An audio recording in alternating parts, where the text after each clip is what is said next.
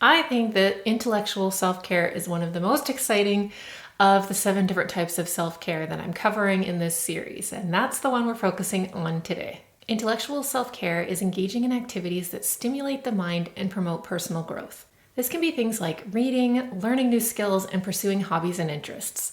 And we're going to get into these things in more detail in a moment. But first, if you're new to this series, you may want to go down to the description and print your free workbook for the series. If you've got one, then we can get started, and if you just want to work with a piece of paper, that's fine.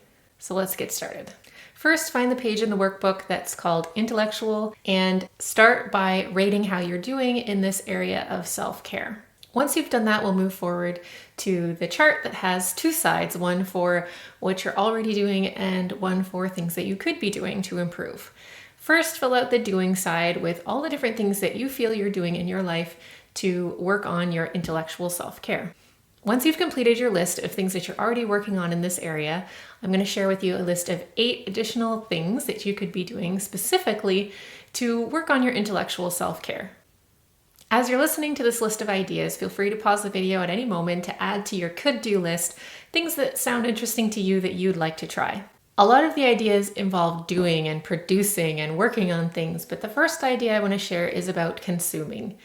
Whether you're consuming for entertainment or education, through reading or listening to a podcast or watching a YouTube video, which may lead you to the second thing on the list, which is to learn something new. This generally starts with consuming and learning as much as you can about something before you start to put it into action and practice it. Now back to consuming, another idea is to go out to a cultural event or location like a museum or a concert or something like that.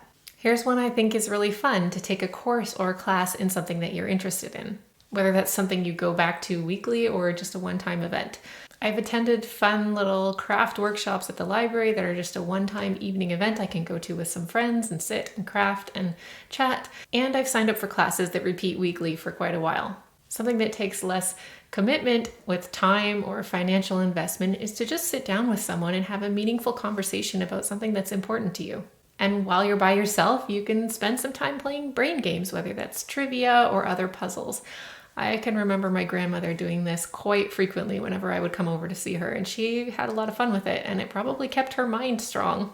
Next on the list is creative activities. That could be painting, writing, drawing. Pick a medium that you've always been interested in trying, and don't stress about being perfect at it. Just go through the learning process from the beginning as a beginner who messes up and isn't great at it, and just enjoy the process. And the next one is to think about and write about your personal experiences and beliefs and ideas, things that you're learning in your life. I'm often amazed by how much I can learn and sort out and figure out just from writing about things, whether it's just doing a brain dump and writing about everything that comes to mind, or writing about my frustrations, the things that are bothering me, or writing out what I feel I've learned. All of these things can kind of help you sort through what's running around in your brain and see it in a clear, concise way. And it can help clarify some of your thoughts and feelings and beliefs and understanding about things.